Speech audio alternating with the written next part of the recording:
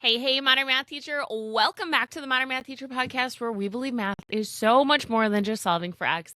And I'm going to start today keeping it real with you, per the usual, right? I have lost count of how many times I've heard a teacher say something like, well, I'd love to teach that way, but my district would just never let me. Or something along the lines of like, if I just had a better curriculum, then my students would be engaged, okay? Maybe you've even caught yourself thinking something familiar, because I know I have.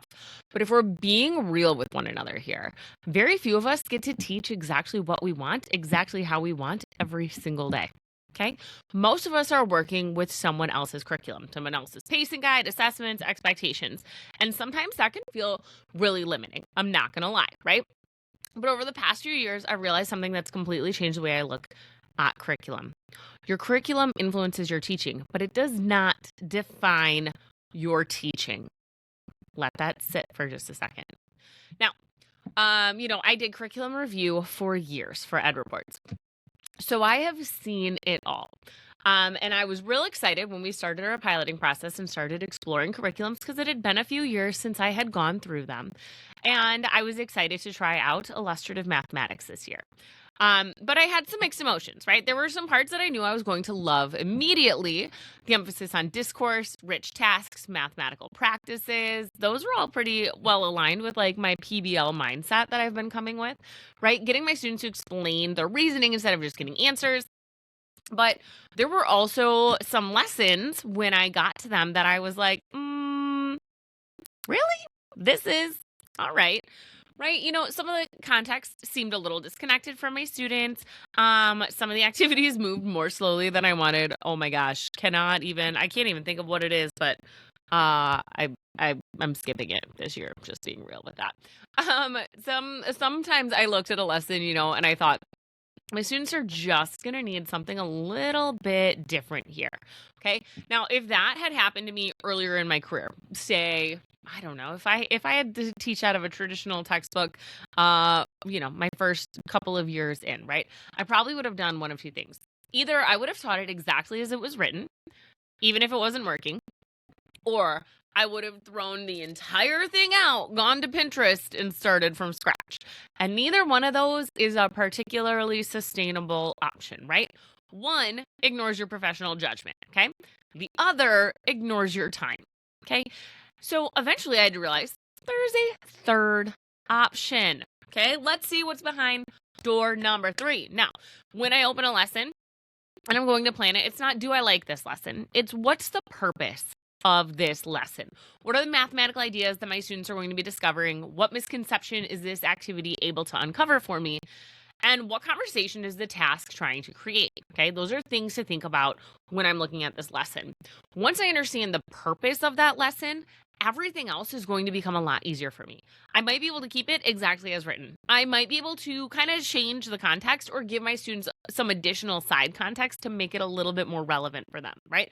I might decide to shorten or scrap an activity, or I could look at it and say, ooh, you know what? I need to actually change this warm up, because I know my students are going to need a little bit more background and a little bit more prior knowledge activation before we do this, okay? So notice what I'm not doing when I'm doing that. I am not rewriting the curriculum. I'm refining the learning experience. And those, my friends, are very different things, okay?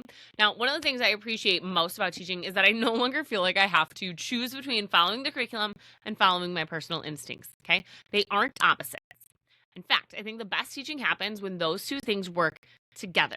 I'm not teaching necessarily with fidelity strictly as is. I'm teaching with integrity. Okay, that is knowing what the curriculum is, knowing the purpose and the goal, and I'm using my professional judgment to ensure that my students can meet those learning objectives, can meet that same purpose. The curriculum gives me the structure. My experience gives me my perspective. The curriculum provides the destination, and I make the thoughtful decisions about the journey to get there. That shift makes planning so much more enjoyable, okay? So instead of fighting the curriculum, you are collaborating with it. Because listen, friend, your professional judgment matters. And even if you are a new teacher, you still have professional judgment, okay? I think one of the big mindset shifts I've made over the years is realizing that curriculum isn't meant to replace teachers. It's meant to support you, okay? Something we talk about curriculum is that you either have to follow it perfectly or teachers are going to completely ignore it. And I don't think either extreme is serving our students well. Instead, I see that curriculum as my good starting point, right? It's going to give me the standards, the sequence, the tasks, the ideas, the questions. All of that is so freaking valuable. But it doesn't know my students, right? That's where I have to use my professional judgment because maybe my first hour is going to need more time on this activity than my fifth hour. And so I'm going to pace it differently. Okay. It doesn't know that one of my classrooms does great with discussions while the others really benefit from like a good visual representation. That's where I need to use my professional judgment. Okay. Doesn't know my intervention class might need an extra scaffold while my honors class is ready for that extension. Oh, and I do love those Are You Ready for More's built into the illustrative math. So shout out for that, right? But that's where I come in. That's the work only a teacher can do.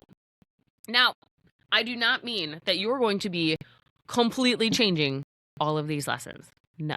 Okay. Sometimes when teachers hear the word adapt, they immediately picture hours of extra work.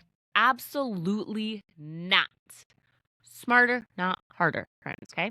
So a lot of the times adapting looks surprisingly small, right?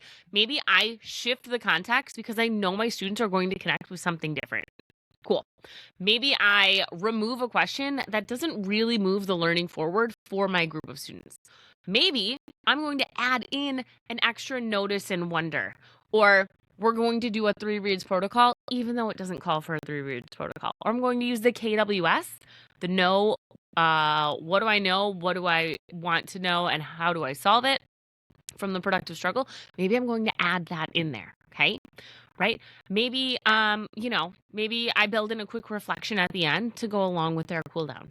None of those changes require rewriting an entire lesson. None of them take me off script and deviating from the purpose. It is just personalizing it to my classroom. That is teaching it with integrity, okay? So these are the thoughtful decisions that are going to make the learning experience fit the student sitting in front of me. That is intentional instructional design. Now, when I open my next lesson, I usually find myself asking a handful of questions. Not because I have to, but just really they've kind of become habits. So I read through a lesson, right, because I've got illustrative math and they do provide me with these lessons. And I look at it and go, cool, what's the goal here? Where are my students going to struggle? Where do I really want to make sure that they talk? And what misconceptions am I hoping to uncover? And if you are using another high quality instructional material, an HQIM, as they are called, because we don't have enough acronyms in education, evidently, it might have some of those things in there for you. I love that. If it's got a great discussion question, I literally write it on my notes to make sure I use that exact wording. If it's worded in a way where I'm like, I think that'll confuse my students, I reword it for myself. Integrity, not fidelity. I'm not scripted reading this out.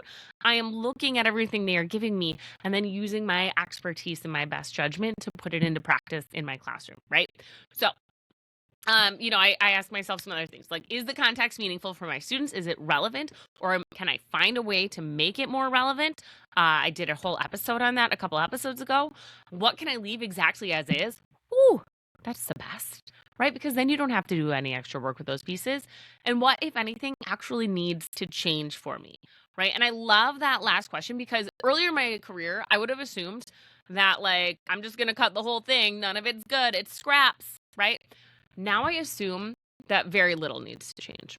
Sometimes the best instructional decisions, you guys, is to leave a great lesson alone. That's growth too. That's okay. Sometimes it's great for you. Now remember, you guys, your curriculum doesn't teach. You do, right? So one of the reasons I really wanted to record this episode is because I think teachers underestimate the impact that they have. Now, I've heard a lot of people say, we're just teaching the curriculum. But really, that's never really actually true. Just saying facts, right? 2 teachers can open the same lesson on the same page and create completely different classroom experiences.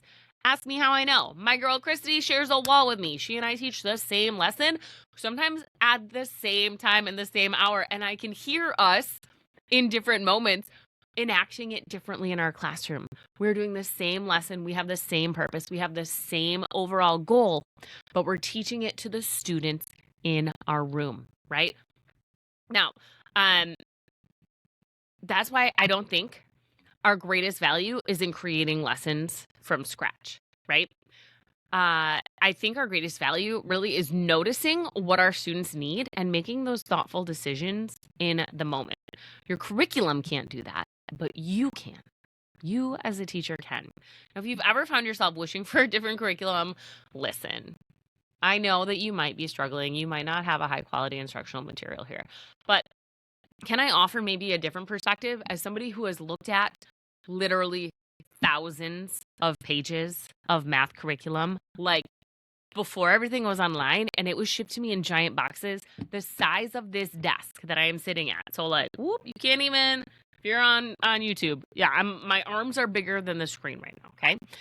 Instead of asking, is my curriculum good enough? Okay. Try asking yourself, how can I help this lesson become the best version of itself for the students in my room?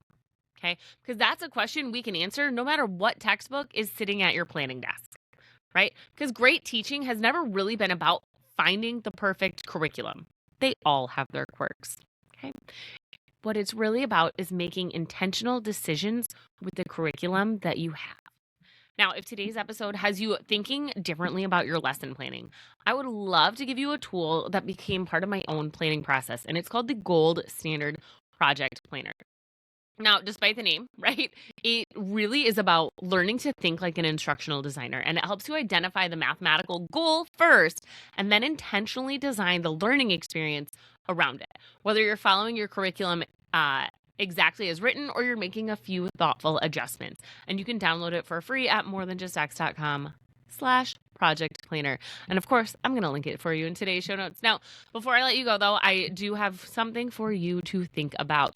When you open tomorrow's lesson, will you see a script to follow or an opportunity to intentionally design a learning experience?